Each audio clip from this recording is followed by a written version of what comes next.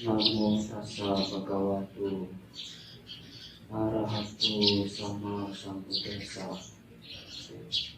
Namo tassa bhagavato arahato sama sambuddhassa. Terpujilah Sang Bhagawa yang Maha Suci, yang telah mencapai penerangan sempurna. Yo Dhammam Sesi Adi Karyana Maji Karyana Pariyo Sama Karyana Sakihanto Namo Buddhaya. Namo Buddhaya.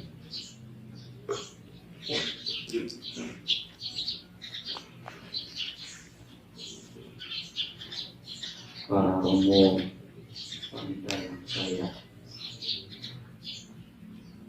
hormati, ketua dari Kasamba beserta jajarannya yang saya hormati, serta ibu bapak para pasaka pasika yang berbahagia.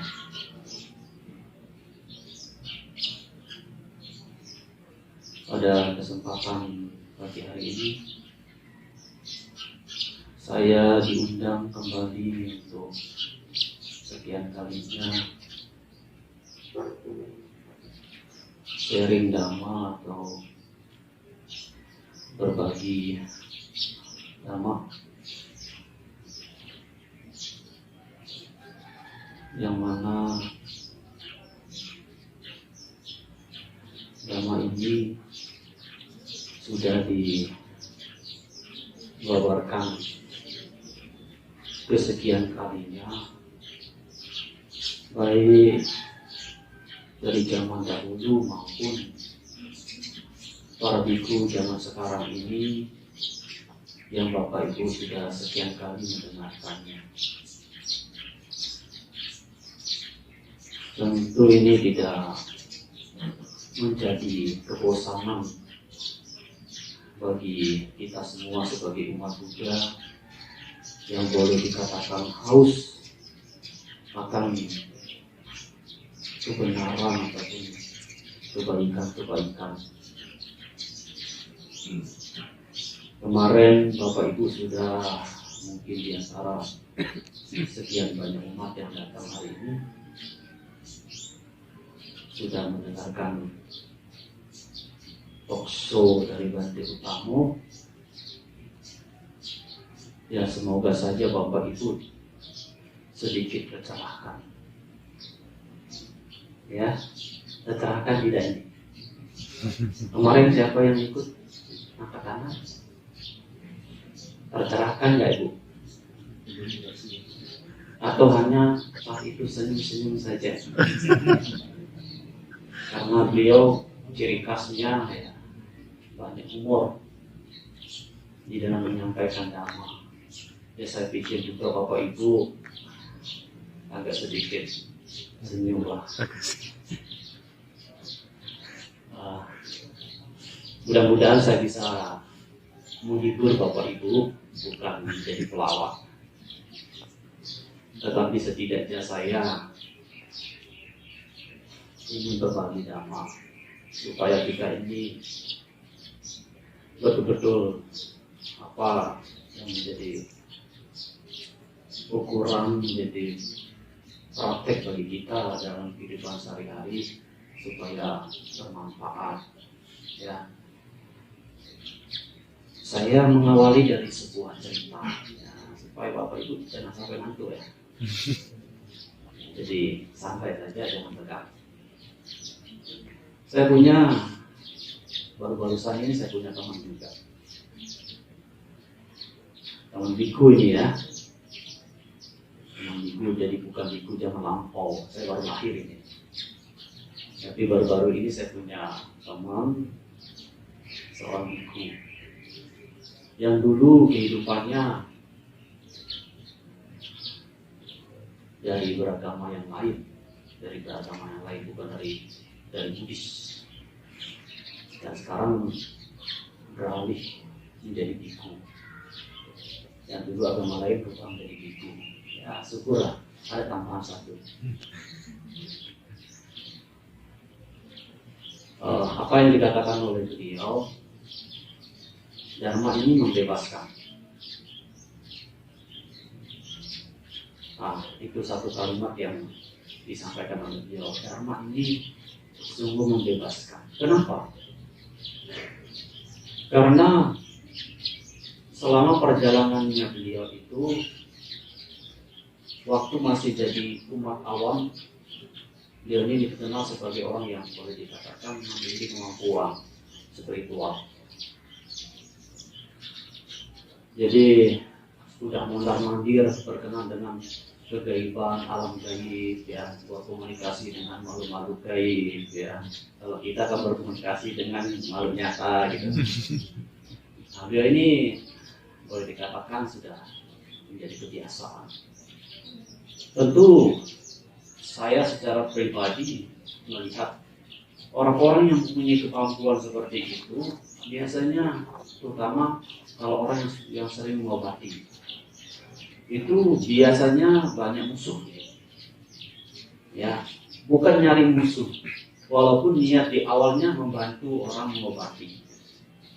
Karena membantu orang mengobati, otomatis ya orang yang sakit itu ada hubungan dengan dukun biasanya, ya, dukun ataupun paranormal. Ya.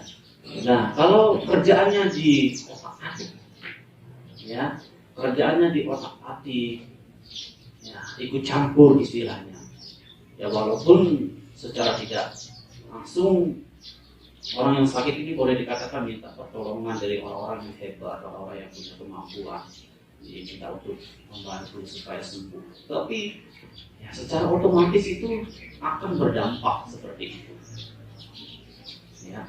Jadi kehidupannya, perjalanan beliau itu banyak bergelut dengan hal seperti itu, banyak musuh gitu.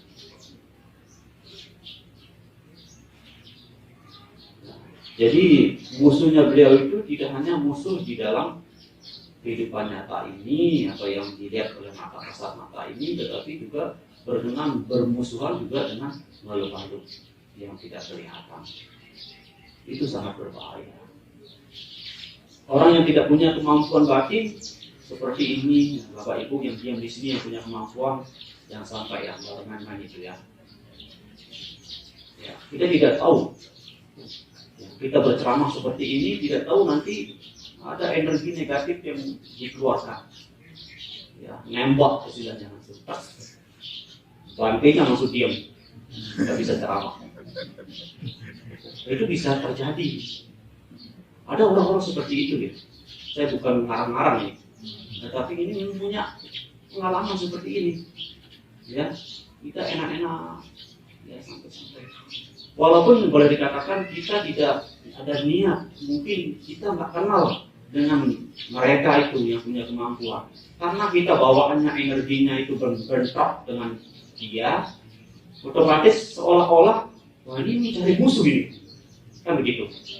Itu apa namanya, proses daripada orang yang punya kemampuan seperti itu. Walaupun nggak ada punya niat ini siapa, ya punya kemampuan apa, mau niat jahat apa, kita nggak tahu. Tetapi karena bawaan kita punya energi, bentrok dengan energinya dia, ya, itu bisa terjadi permusuhan. Saya masih mengalami seperti itu. Nah, beliau ini punya kemampuan seperti itu. Sehingga apa? Ketika begitu ketemu dengan agama Buddha, wah, apa dikatakan oleh beliau? Dhamma ini membebaskan beliau dari hal seperti itu. Karena kalau kita melihat proses seperti itu, sebenarnya kita membuat karma buruk, karma baik, karma berlanjut terus. Betul tidak ya? Ketika kita berhadapan dengan orang, berarti kita membuat karma. Dan itu kalau tidak selesai di kehidupan saat ini, itu bisa berlanjut pada kehidupan akan datang. Karena itu ada hubungannya. Maka beliau mengatakan, ketika saya mengenal agama Buddha, mengenal hukum karma, saya berhenti untuk melakukan penghidupan seperti ini. seperti paranormal ataupun seperti dukun. Ya, walaupun beliau mengatakan saya tidak bukan dukun, tetapi ya kalau sudah menggunakan seperti kemampuan seperti itu ya mengobati otomatis itu. Nah, maka beliau mengatakan dharma ini membebaskan. Karena apa? Karena beliau boleh dikatakan walaupun bukan arahat, sedikit tercerahkan, sedikit beralih dari yang tadi bergelut dengan hal seperti itu, kemudian berubah menjadi hal yang baik, bahkan sampai menjadi itu pakai sifat. Itulah sesuatu yang baik. Dharma ini boleh dikatakan membebaskan. Nah, Bapak Ibu saudara-saudara sekalian, saya juga bercerita lagi. Dhamma ini aku perlu cerita, ya, karena memang ini ada dalam kehidupan kita sehari-hari. Kalau Bapak Ibu baca kitab suci kata-kata itu cerita semua, apalagi membaca Jataka itu cerita. Boleh dikatakan, boleh Bapak Ibu katakan ya itu dongeng, tapi secara itu cerita di kehidupan zaman lampau, di kehidupan Sang Buddha sebagai Bodhisattva. Dan itu mungkin agak sedikit 11-12 mirip dengan penghidupan kita sekarang ini. Mungkin kita saat ini sulit mendapatkan jodoh, di kehidupan dulu mungkin juga sama, karena sama-sama seperti kita ini.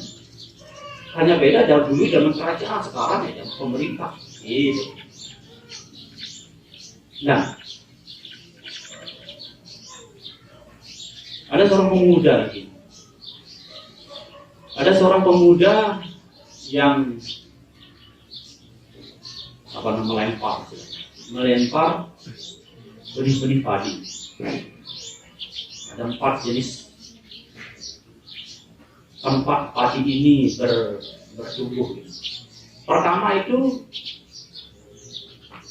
tumbuh pada jalan aspal, jadi jatuh pada aspal.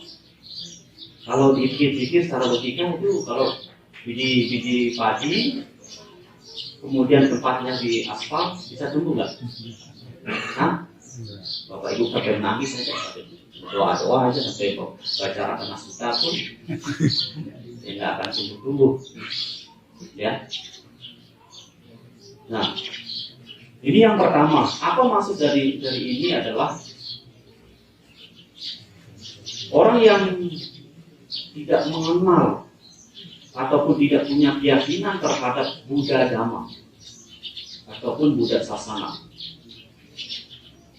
Orang seperti ini kalau kita ceramahi sampai berbusa pun ya percuma juga. Ya kan? Tidak punya keyakinan. Bagaimana tahunya adanya kebenaran? Dari mana tahunya adanya kebajikan? Bagaimana adanya tahu bahwa itu berdana, sila, menjalankan bawana? Karena apa? Karena tidak punya pemahaman, tidak punya pengetahuan, tidak punya kebijaksanaan, tidak punya keyakinan terhadap Buddha Dhamma. Walaupun Bapak Ibu ayo datang ke wihara, di situ ada dana, di situ ada pelaksanaan sila, di situ ada meditasi, ketenangan. Kalau kita duduk tenang-tenang gitu. Apa itu katanya? Percuma datang ke wihara, lebih baik ya menggelar kepala babi aja enak langsung dimakan. Ya, pergi ke warung makan enak. Daripada ke wihara, gereja, masjid percuma. Hanya mendengarkan yang oceh-ocehan para bantai gitu. Ya kan? Nggak ada hasil. Kenapa? Karena batinnya tertutup, batinnya gelap, tidak tahu menahu apa itu Buddha, apa itu Dhamma, apa itu Sangha, apa itu sila. Nggak tahu menahu, nggak tahu mau tahu, bodoh amat gitu. Nah, kalau sudah orang bodoh amat itu artinya sudah dikuasai sama kebodohan batin. Nah, kemudian ada tipe kedua adalah padi ini jatuh ke batu, tapi ada sedikit tanah. Artinya bahwa dia punya keyakinan, tetapi tidak mampu melaksanakan kebajikan itu. tahu oh itu Buddha, Dhamma, Sangha. Bapak Ibu datang ke wihara, tahu oh ini Buddha. Dari dulu Siddhartha gitu tahu. Ya, ini Dhamma, ada sila di dalamnya, ada dana di dalamnya, ada metta, karuna, tahu Bapak Ibu. Tapi begitu diajak, ayo berbuat baik, banyak alasan. Bapak Ibu punya keyakinan terhadap itu, terhadap dana, sila, samadhi. Tapi diajak berbuat baik, nggak mau. Nggak ada kemampuan. Ada kemampuan karena banyak alasan. Kan begitu. Ayo dana di wihara ini sangat butuh. Ya, butuh misalkan beli macam segala perangkat pasarnya di altar. Saya nggak bisa. Susah. Jangan itu, saya makan aja susah. Padahal Bapak Ibu mengenal itu Buddha siapa? Dhamma itu siapa? Sangha itu siapa? Kenal kan tidak? Bapak Ibu sekarang ini pikir. Kenal nggak Buddha Dhamma? Kenal nggak? Kenal ya? Bapak Ibu sudah baca Parita sekian itu. Ya kan? Apa yang terkandung di dalam buku-buku Parita itu? Ya, perlindungan, sati, perenungan, semua gata, sahir, tahu Bapak Ibu seperti itu. Secara intelektual oke, Bapak Ibu paham semuanya. Tapi ketika diajak praktek, itu orang sudah tertutup. Tidak ada kemampuan, tidak ada usaha. Yang ada adalah alasan. Ini, walaupun dia sudah kenal Buddha dan Sangha, sedikit ya seperti tadi, seperti biji padi jatuh ke batu, tapi mengena tanah. Dia bisa tumbuh, namanya kalau sedikit tumbuh, tapi tidak menghasilkan. Bapak Ibu kenal Buddha Dhamma, tapi tidak praktek, tidak menghasilkan. Mati di tengah jalan. Kan begitu. Dan kemudian yang ketiga ini adalah biji padi ini jatuh ke tanah. Tapi di samping-sampingnya itu tumbuh namanya rumput ilalang. Rumput ilalang. Semua ada di situ. Rumput-rumput apalah, rumput gajah, ilalang, semuanya ada di situ. Dia bisa tumbuh. Tapi sangat sulit. Ya, sangat sulit. Dia sedikit dapat biji. Karena apa? Dikuasai oleh tumbuh-tumbuhan yang lainnya. Bapak Ibu mengenal Buddha Dhamma. Ya. Punya keyakinan terhadap Buddha Dhamma. Ya. Tetapi karena Bapak Ibu ditutupi rasa ego, ya, nah, tumbuhan ilalang inilah boleh dikatakan sebagai kotoran batin. Salah satunya adalah ego itu sendiri. Bapak Ibu punya konsep sendiri. Bapak Ibu punya keyakinan bahwasanya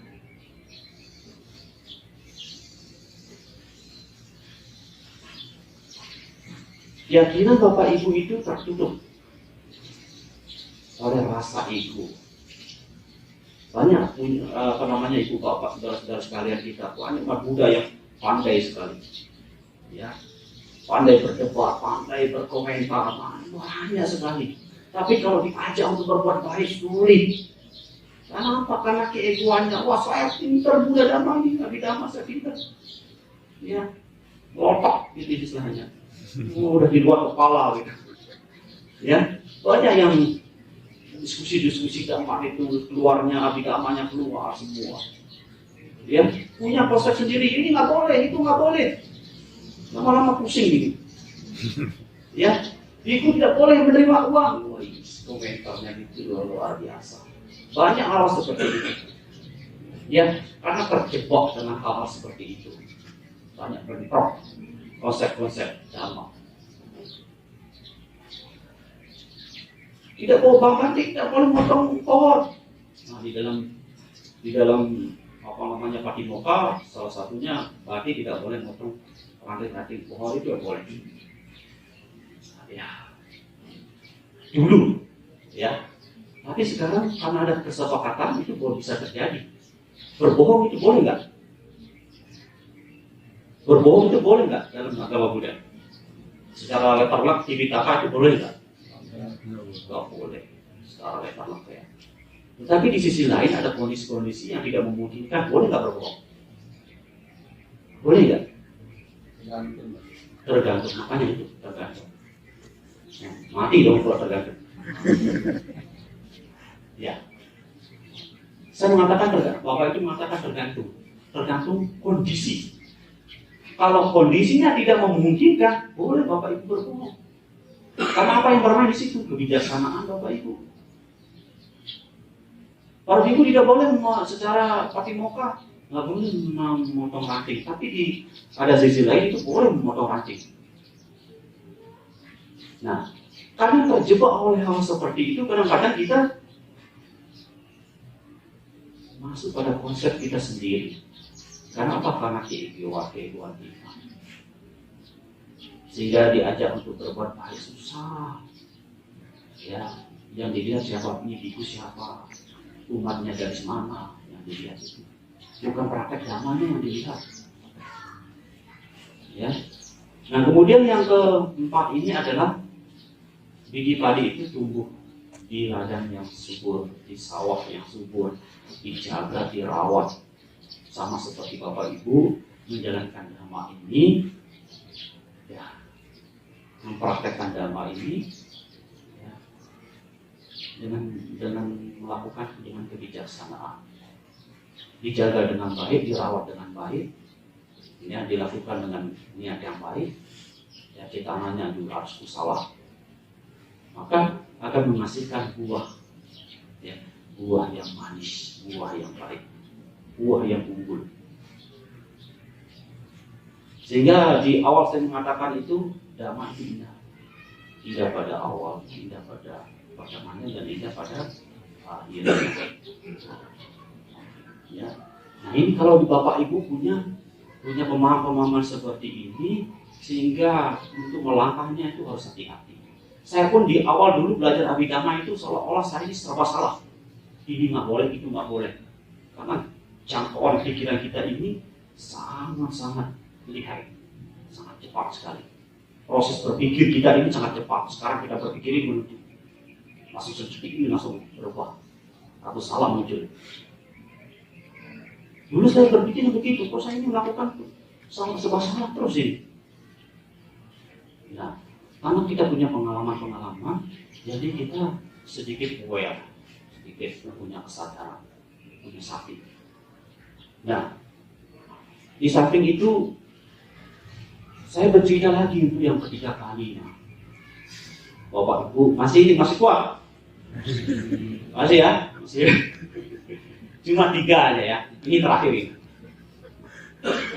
Karena dengan cerita ini saya suka dapat maknanya gitu. Jadi dapat ilmunya. Kalau kita dapat cerita ya seperti dongeng itu. Tapi Bapak Ibu ambil di sisi baiknya nanti. Nah, berkenan dengan kebenaran ini ataupun kebaikan dhamma ini, Sang Buddha berdiskusi dengan salah satu makhluk asura. Ya, Sang Buddha juga menyampaikan dhamma kepada makhluk, bukan kepada kita doang nih. Ya, kepada makhluk ini, tapi kepada makhluk-makhluk yang tidak kelihatan pun Sang Buddha juga menyampaikan. Nah, berdiskusi dengan salah satu makhluk asura, ketua pemimpinnya, ya, namanya Parada. Parada ini menyampaikan, Sang Buddha ini menyampaikan bahwa apa yang dilihat oleh engkau, wahai Parada, terhadap samudera luas ini. Pernah mendengar ini? Pernah, tapi lupa. Ya, pernah sebenarnya, atau pernah Bapak Ibu membaca buku tapi lupa gitu. Begitu sampai ini dilupa. Apa yang sampaikan ini berarti keluar di sini lupa dia.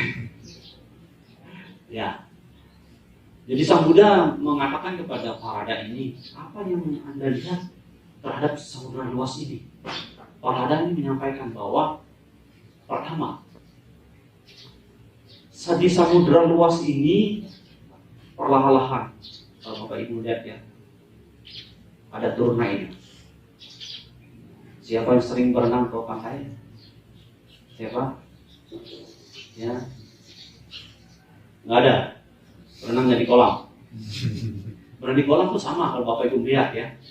Kalau gerakan air itu, dia pasti kan turun perlahan-lahan, naik perlahan-lahan, melandai gitu perlahan-lahan.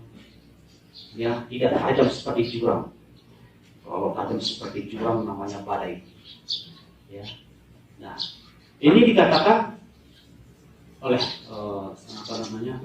Faraday. Kemudian kedua apa yang dikatakan oleh Faraday ini adalah di samudra luas ini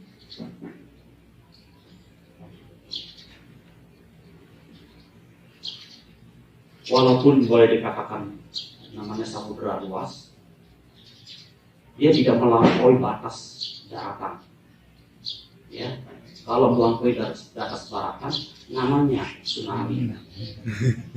Ya, tapi pada umumnya samudra luas ini dia tidak melampaui batas daratan.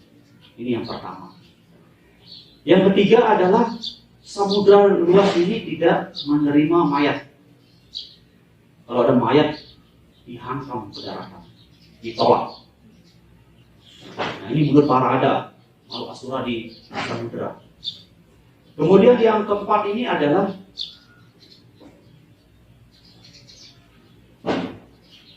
sungai-sungai yang besar ini. Sungai apa yang di Bali yang sungai besar? Hah? Ya, kalau di India itu namanya sungai Yamuna, sungai Gangga yang besar-besar ya. Kalau masuk ke laut hilang kastanya, hilang namanya. Betul tidak? Hanya dikatakan apa? Samudra. Ya kan? Walaupun Bapak Ibu punya anak sungai di sini besar-besar, di sini apa di Bali ini, atau di Lombok, ataupun di Jawa, ya di pulau-pulau besar yang punya sungai-sungai besar yang mengalir, kalau sudah masuk ke laut hanya satu namanya, samudra. Hilang semua namanya. Nah, kemudian yang ke berapa ini? Yang kelima. Yang kelima ini adalah di samudra luas ini, kalau Bapak Ibu dari sungai-sungai besar ini, ya, kalau sudah masuk ke samudra tidak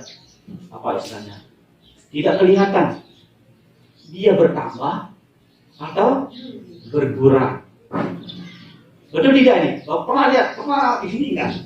Bayangkan, ya, walaupun harus hujan deras di Jakarta banjir begitu luar biasa sampai rumah-rumah itu hancur lebur gitu.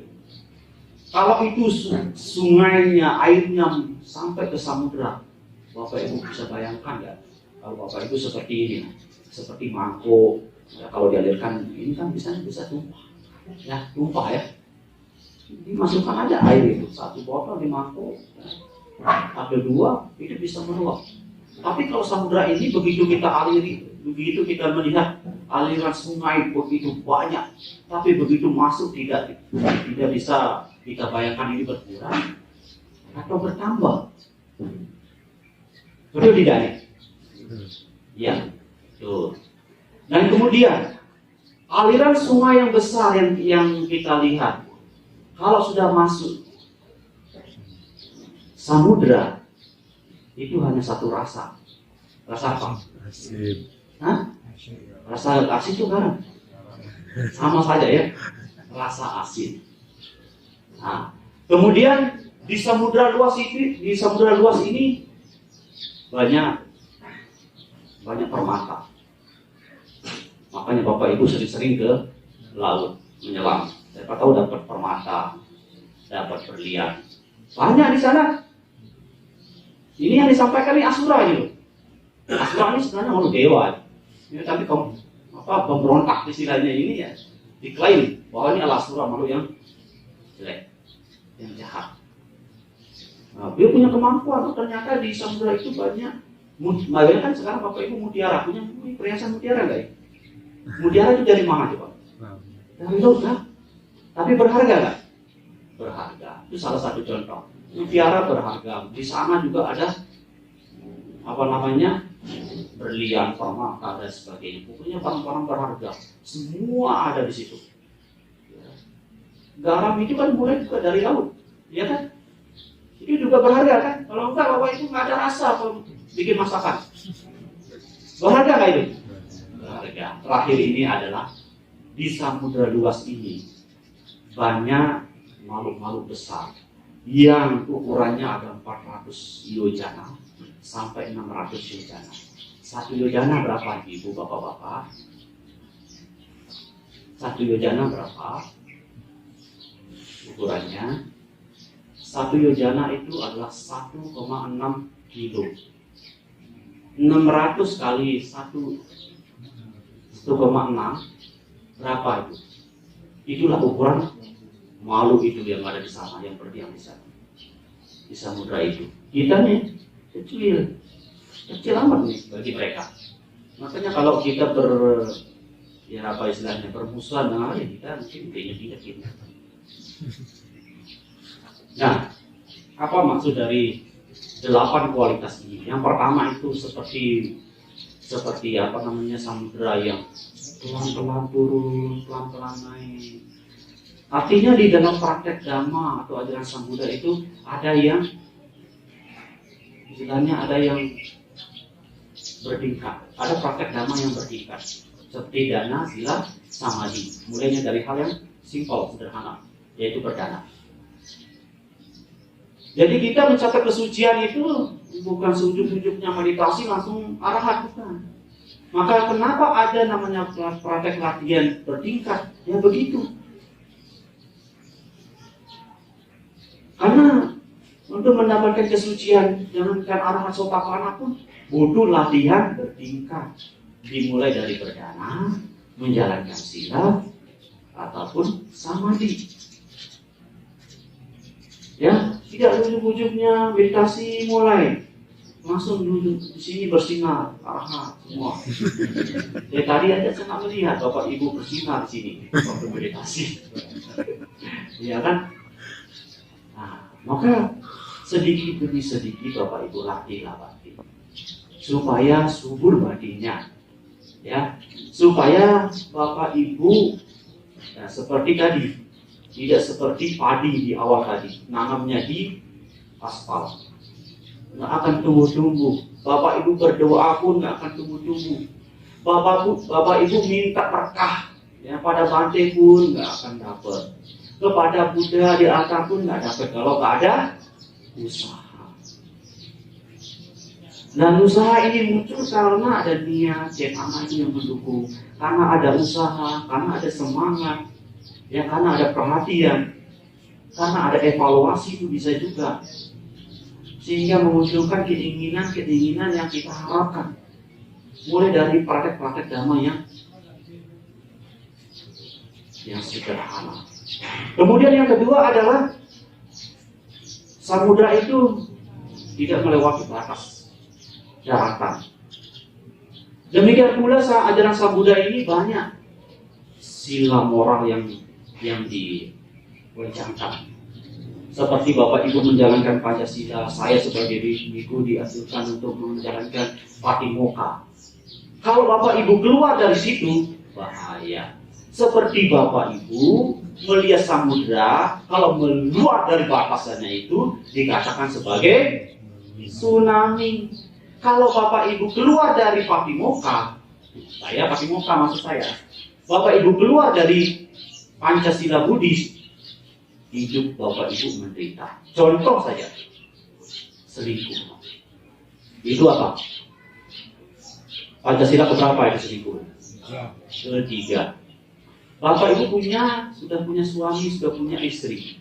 Lirik orang yang mungkin lebih dari suami Bapak Ibu ataupun istri Bapak Ibu, ada lebih ya.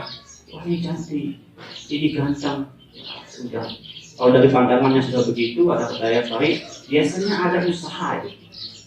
Ya kan? Biasanya ada usaha, ada niat. Kalau sudah ada usaha, ada niat, langsung caplok. Ya. Bapak Ibu sebenarnya kadang-kadang Bapak Ibu mabuk. Pak, mabuk dalam artian nggak sadar bahwa Bapak Ibu punya suami, punya istri, tapi nyaplok tetangga.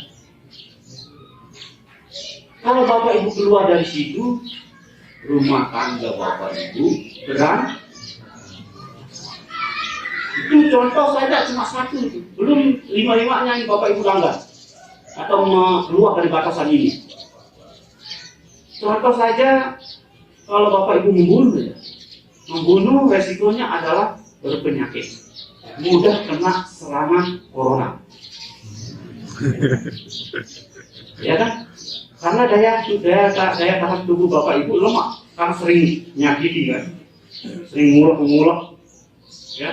Ngulek-ngulek napas orang. Mindahin napas orang. Malu-malu kan gitu.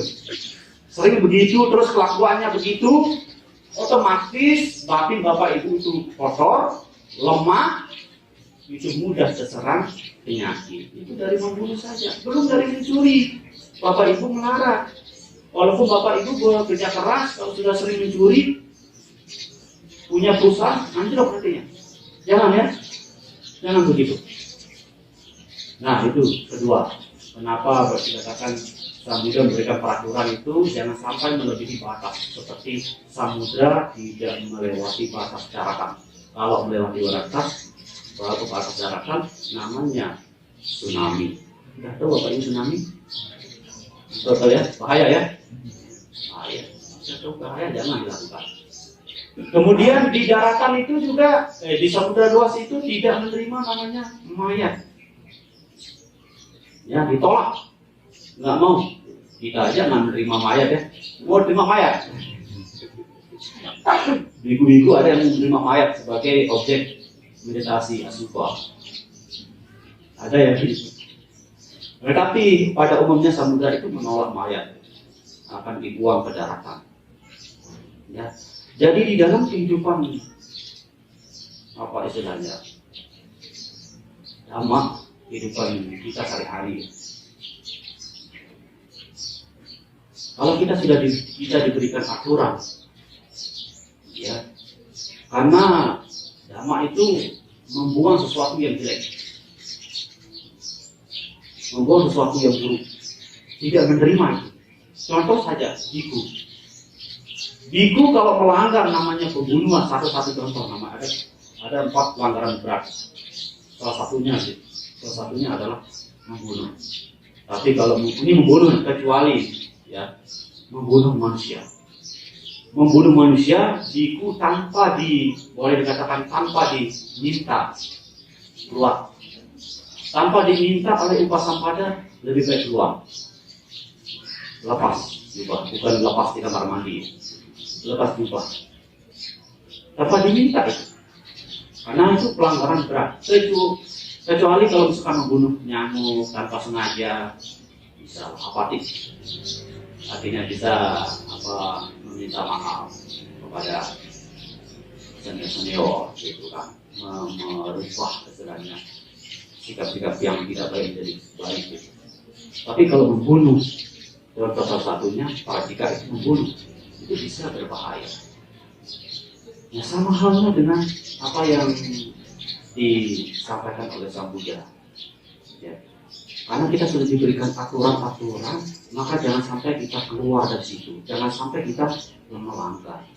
Karena sesuatu yang buruk itu ditolak. Nah itu yang ketiga. Yang keempat adalah sebagai kehidupan samana. Ya, sebagai kehidupan samana, ia menerima orang-orang yang istilahnya orang-orang yang baik, ya, tidak cacat. Dan ketika seseorang sudah terjun ke sana menjadi samana, dia hanya sebagai samana. Walaupun ibu bapak dari konglomerat, ya, dari mana keturunan bangsawan, kesatria, gitu kan, anaknya presiden, anaknya bupati. Kalau sudah masuk ke kehidupan samana, dia hanya cuma satu nama, yaitu samana, pabajika. Ya, ini yang keempat. Yang kelima adalah, nah, seperti samudra luas tidak berkurang dan tidak bertambah. Ketika seseorang mencapai kesucian arahat, Bapak Ibu pernah melihat di arahat kemana di arahnya? Nggak tahu, ya, kita nggak tahu, karena sudah nibana. Nibana itu bukan alam. Jadi boleh dikatakan, dianalogikan seperti itu, tidak berkurang dan tidak bertambah. Nah, kemudian selanjutnya adalah di samudra luas itu hanya memiliki satu rasa, yaitu rasa asin. Dhamma itu memiliki satu rasa, yaitu rasa kebebasan. Seperti di awal saya mengatakan, Dhamma ini membebaskan, ya, hanya membebaskan. Dhamma itu hanya membebaskan. Nah, kemudian yang ketujuh ini adalah seperti saya katakan tadi, di samudera luas itu banyak permata-permata. Nah, di ajaran Sambuddha itu juga banyak permata-permata. Apa itu? Ratana Sutta itu permata juga. Bojangga itu juga apa pencerahan. Ada karma, ya, ada hukum tindakan. Itu permata-permata yang diajarkan oleh Sang Buddha dan sangat berharga dibandingkan permata-permata berlian yang Bapak Ibu miliki. Ya, jadi itulah yang dipraktekkan. Apa yang diajarkan oleh Sang Buddha tentang hukum karma, ya, coba deh. Kadang-kadang kita berpikir, wah ini karena karma saya, iya memang karmanya, ya kan? Wah ini berpenyajikan karena karma, iya memang karmanya. Karma lampau bisa karma sekarang maupun karma akan datang, itu mengkondisikan semua. Dan yang terakhir adalah di samudra luas itu banyak juga makhluk-makhluk besar. Makhluk-makhluk besar di sini, kalau Sambuddha mencoba untuk menganalisa adalah Sotapanna, Sakadagami, Anagami, Arahat. Inilah makhluk-makhluk besar. Di pemahaman Dhamma atau pemahaman Buddha Sambuddha, inilah dikatakan sebagai makhluk-makhluk besar. Karena untuk mencapai makhluk-makhluk besar ini butuh namanya parami, juga besar, butuh dana, butuh sila, butuh samadhi. Tidak gampang, ya, tidak gampang untuk mencapai ini. Maka dikatakan sebagai makhluk besar, bukan makhluk kecil. Nah, caranya bagaimana? Caranya adalah Bapak Ibu menerapkan namanya Dhamma praktek. Bukan batin Bapak Ibu kering kerontang, seperti menanam padi di biji padi di aspal, nggak ada hasilnya nantinya. Ya, banyak umat kita ini hanya sekedar, ya, banyak ilmu, gitu. Ya, bukan ilmu gaib saja, ilmu secara intelektual banyak sekali, gampang untuk mencari itu. Tapi yang diperlukan bukan hanya itu saja, tetapi praktek. Terapkan itu semua. Ya, terapkan semua. Pancasila tidak Pancasila Buddhis ini terapkan Bapak Ibu.